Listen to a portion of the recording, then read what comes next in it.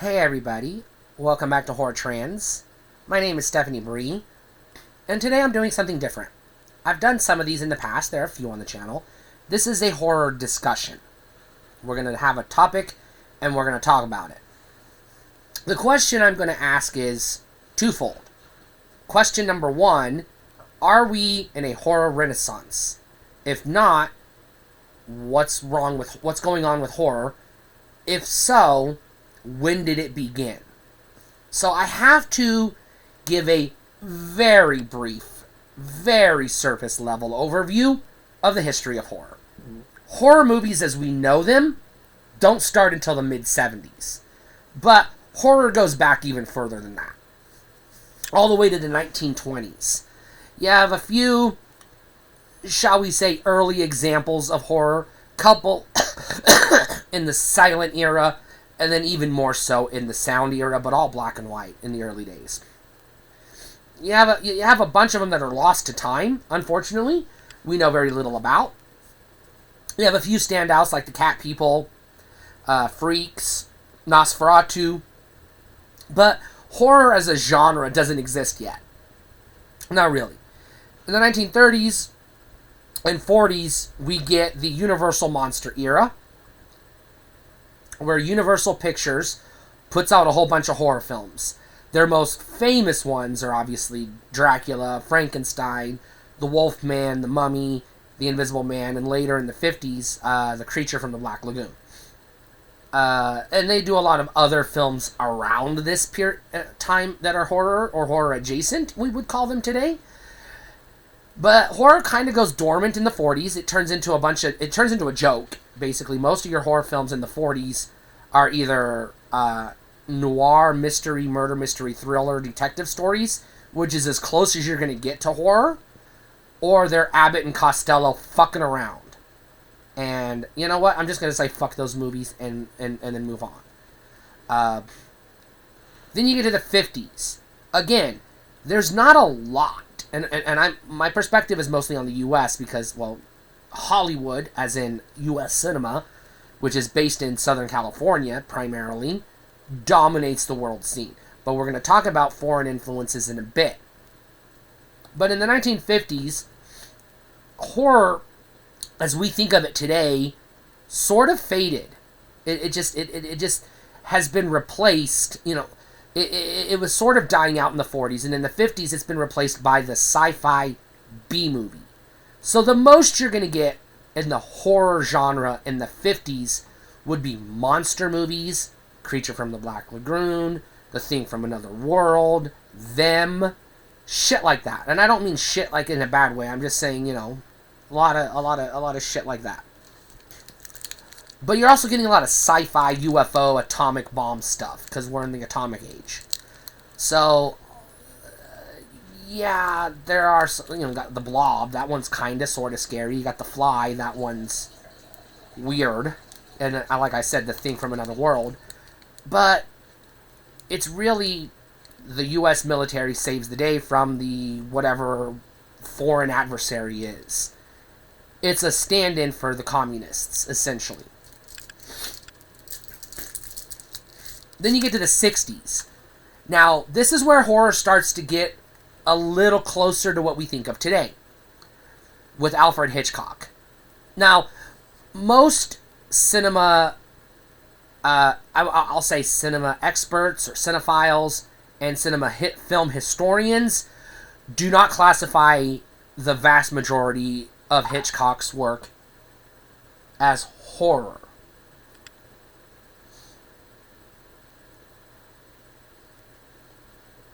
They classify them as more like suspense or thriller. Now, we can mince words all you want, but most of his movies would not be seen as horror movies today, except for two that are undeniably horror films. The Birds, which is kind of a creature feature, and Psycho, which is a precursor to the slasher genre.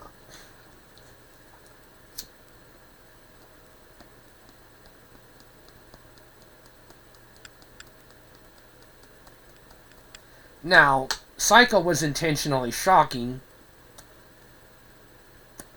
And even a modern audience can watch Psycho and say, yeah, this is a horror movie.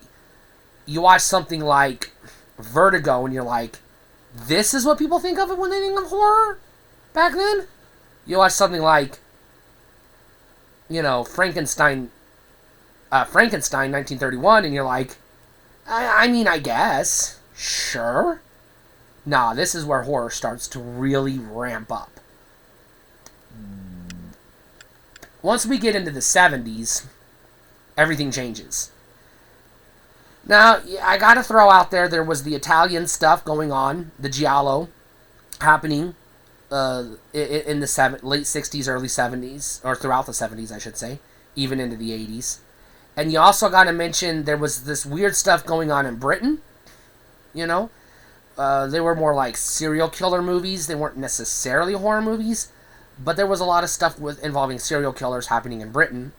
And a couple of movies that you could argue are proto-horror in a way, proto-slashers, if you will. But not not what we think of today when we say a horror film.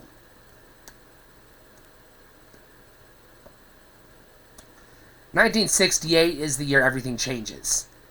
Night of the Living Dead comes out, and all of a sudden we now have a roadmap for what a horror movie should look like.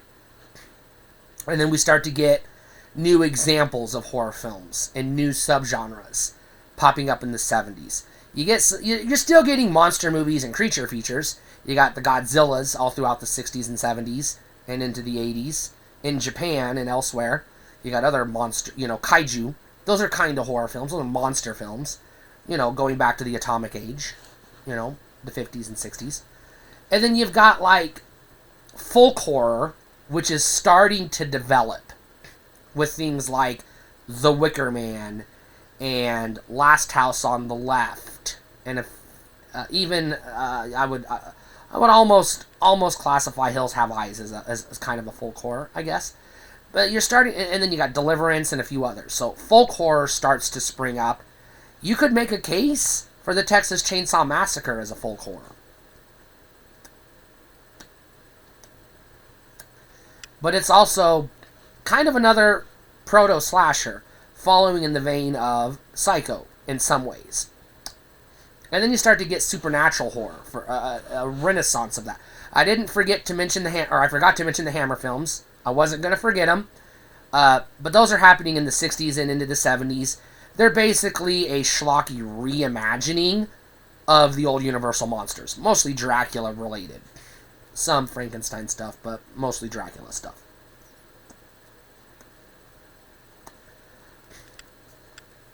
Which are just like modern, psychedelic, gorier versions of the old Universal classics. Playing to the sensibilities of the time. But we also get stuff like The Exorcist in the 70s. And then you get The Omen, which is where we're seeing it. And also, I forgot to mention, what's it called? Rosemary's Baby. You're starting to see a development of a supernatural horror subgenre. And then at the end of the 70s, we get the Amityville Horror, which finally gives us a template for how to do a haunted house movie. And then they make 10 million of them over the next 5 years. It's a bit of an exaggeration, but they made a lot of fucking Amityville-related movies. Anyways, so there's that. Now, you also got Black Christmas, late 60s, early 70s era, in that transition era. And then in 1978, everything changes again with Halloween. And then we finally get the slasher genre fully developed in 1980 with Friday the 13th. And then from 1980 until about 1991, we get a bajillion slashers. The actual number is between 250 to 350, depending on your definition of a slasher. But over 200 undeniably slashers, and quite a few questionable slasher-adjacent films.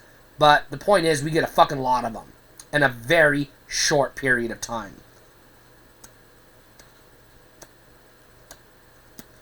But we also get a shit ton of creature features in the 80s. We get a new subgenre, the splatter film, which came out of the Giallo and Texas Chainsaw Massacre and the Hammer films. We get another new subgenre of horror, the zombie film, which we've only had a couple of examples up to this point. You had Night of the Living Dead, you've had Day of the Dead in 78, so 10-year span, or Dawn of the Dead, excuse me. And then starting in the 80s, you get a shit ton of zombie movies all at once. Return of the Living Dead, Day of the Dead, Night of the Comets, and a whole bunch of Night of the Creeps, and a whole bunch of others. All doing different things with the genre. Everything from the 20s, because there's nothing that we could really classify as horror before the 20s, up until the 70s. Everything in that time span I classify as proto-horror. None of it, not even Psycho, is fully horror. But we're getting closer. Starting in the 70s, in the 80s, starting in the 70s, horror is fully defined, but it hasn't hit mainstream until Jaws, and then Halloween, and then boom, the explosion in the 80s. I classify the 70s as the birthing pains of horror. You know, it's coming into fruition. It's finally, it's a toddler. It's walking around, you know, walking and talking, and it's identifying its thumb and figuring out what it can do with it. The 80s, it's a goddamn teenager. This is the golden age of horror. And then you get into your drunk 20s, the 90s. Horror, while it technically exists in the 90s, it's not a great time to be a horror fan in the 90s. You're still getting some carryover from the 80s. You get a handful of mostly direct-to-VHS horror slashers. You get a lot of Full Moon, and Troma films. We got a lot of those in the 80s too, but Full Moon really comes into its own in the 90s. Direct-to-VHS schlock. Not great. And then when we do get a theatrically released horror film, it's some meta garbage like Wes Craven's Fuck Off in 1994 or Scream in 1996, which is a quality film, but too goddamn meta for my tastes. Or it's one of the 10,000 Tremor sequels. If you do get a sequel to a beloved horror franchise that was magical in the 80s, you get some head-scratching what-the-fuck bullshit in the 90s. Halloween, Curse of Michael Myers, H2O, both of those movies are what the fuck are you doing? You get Jason X in 2002, but it was made in 2000. But you get a lot of shit like Hellraiser in space and Leprechaun in space, and you get Event Horizon, which is a quality film, but more of a sci-fi horror than like just straight horror. It is a pure horror film, but you get a lot of sci-fi stuff in the 90s, which we had a lot of sci-fi in the 80s, but not a lot of sci-fi horror.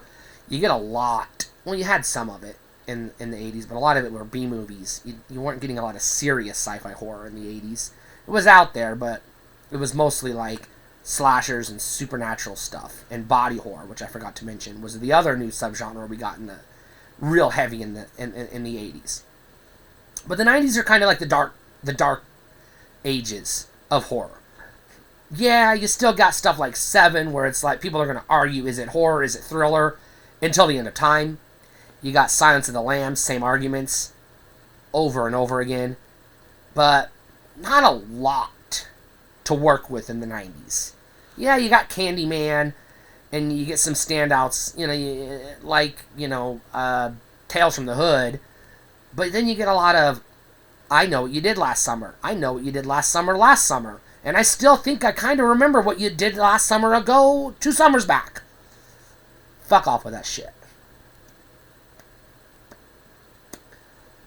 And then the early 2000s, from like around 99, just after the Blair Witch and, what was the other one? Shyamalan's movie.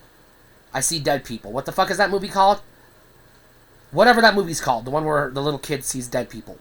You get those two things, and they launch a new supernatural suspense era of horror, which is influenced by J-horror, which has entered the picture.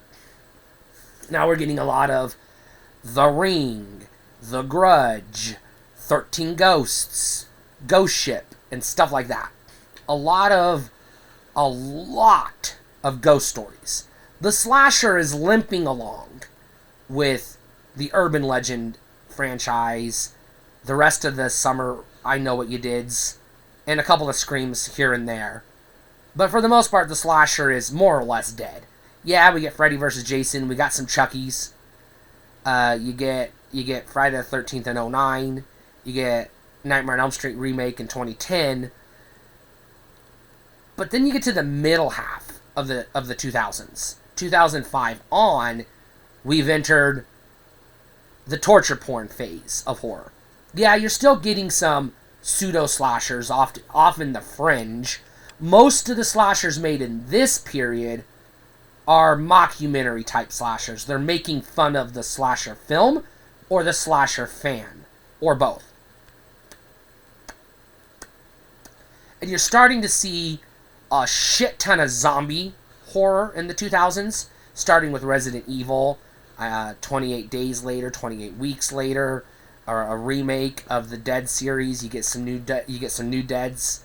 You know, you get Land of the Dead and Army of the Dead comes later, but Land of the Dead and stuff like Survival of the Dead and stuff like that. And then remakes of Day of the Dead and Dawn of the Dead. And then you get a bunch of supernatural horror continuing. You get, like, you know, the Paranormal Activities come on the scene. But you're really starting to see the heavy hitters of this era, the big blockbuster horrors, if we're going to use that term. The big franchises are torture porn. Turistas, Saw, Cabin Fever. Well, Cabin Fever not so much. And Hostel.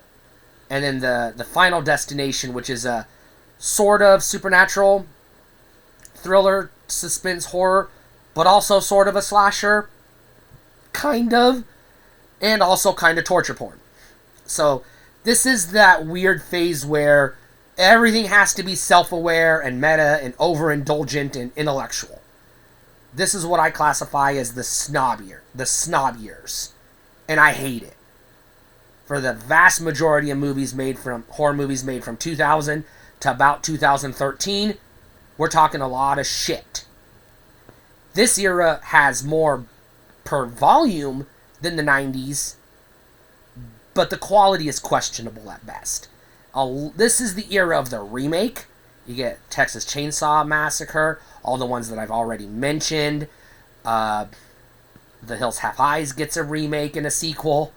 Fucking Last House on the Left gets a remake. Poltergeist gets a remake. The Omen. The fucking Exorcist gets everything's getting remakes. This is the remake era as well. And then we get into the 2010s. Now, the first half of the 2010s is just like the second half of the 2000s, where it's split up into two eras. The first half of the 2010s is the following the meta and the intellectual phase of horror. This is where we're really getting into what they call high art horror, or some people use the term elevated horror. Ugh. This is where we're getting into stuff like Get Out. And you're starting to see the rise of Ari Aster with Hereditary and Midsommar, which can lick my feet. And stuff like that. You know, yeah, you have like some fringe stuff out there. You know, Hatchet is doing its thing. Scream is limping along at this period. The 80s slashers are gone. The Halloween has been forgotten. Freddy Krueger has been dead and buried. Jason Voorhees is rotting at the bottom of the lake. And Ghostface has hung up his mask. This period is devoid of slashers to speak of. You still got the annual at this point, Saw release, the annual Purge at this point, and Paranormal Activity. This is what horror looks like in the early 2010s. You got some good stuff sprinkled throughout, floating in the ether, but the vast majority of horror in this period isn't great. But then we hit around 2015 on, horror hits the Renaissance.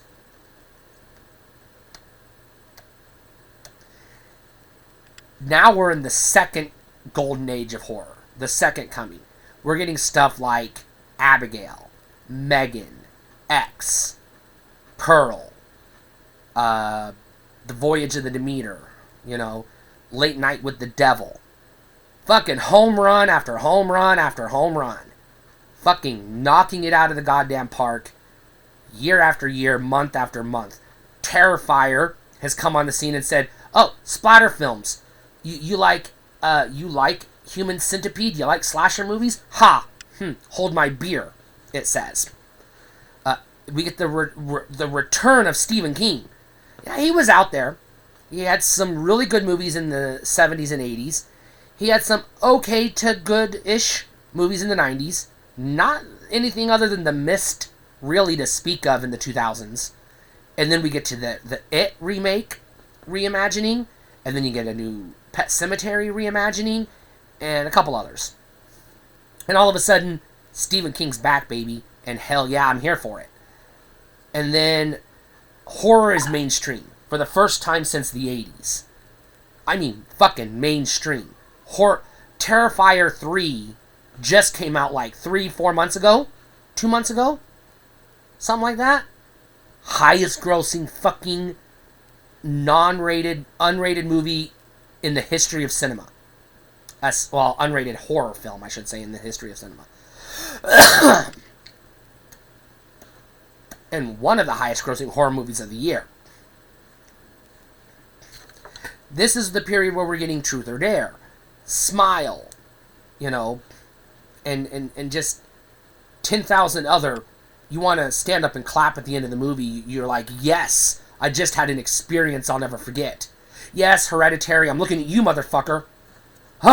Still gives me anxiety every time I hear that word. But, damn good film, and then we got all the A+ Conjuring movies. The Insidious movies. Malignant. The list goes on and on. We are now in an era where if it's a horror movie, we're in an era now where if it's a horror movie, it's a safe bet it's going to be a good one. Especially if it's A24 or Blumhouse. They successfully, not necessarily to my liking, but successfully brought, and I'm saying they as in both A24 and Blumhouse, I'm lumping them together here, successfully brought Halloween back in a big fucking way. Bigger than it's been in 30 years. They successfully launched a proper Texas Chainsaw Massacre homage in X, a legitimate damn good follow-up in Pearl, and a fucking, alright, that's how you do 80s, an homage to the 80s in Maxine. Great fucking stuff. I have not seen a horror movie that was made after 2015, with a couple of exceptions, Midsommar being one of them. You know I hate that movie. Fuck Midsommar. But, with just a few exceptions, everything we're seeing from 2015-ish till today has been goddamn gold. This is the horror renaissance. And I'm saying it like really ramped up in 2020. We have been getting, and I haven't even talked about TV, because horror TV was a joke until The Walking Dead. Buffy was good, The X-Files, okay, but before that, it was like anthology stuff. It took The Walking Dead coming on the scene, True Blood coming on the scene, for us to really get good horror, American Horror Story, Scream Queens. Now we're in the era where we get legitimately good horror TV. You get The Last of Us, you get Chucky, and 20,000 Walking Dead spin-offs. But that's okay, because people love zombies. Who doesn't love a good zombie movie or TV show? I think zombie flicks work better as standalone films. Maybe a film franchise, if you do it like 3 or 4 of them and then you wrap it up, the end, humanity has expired. But as a TV show, come on, it's too nihilistic. Anyways, I am going to make the case that we are in the horror renaissance, and it began in 2015. You know, I'm saying 2015 because I think that's the year The Ritual came out, and it was around that time somewhere when Oculus came out. So maybe that's when we really get to the renaissance. Like I said, we still had some good stuff sprinkled throughout. You had The Mist in 2007, you know, you had the, Texas Chainsaw has had a couple of revivals. You know, we had some other good stuff. You know, the first couple of Saw movies were good. And so, yeah, horror is doing better than ever. And I'm here for it. There you go. Let me know what you think in the comments. Stay cool.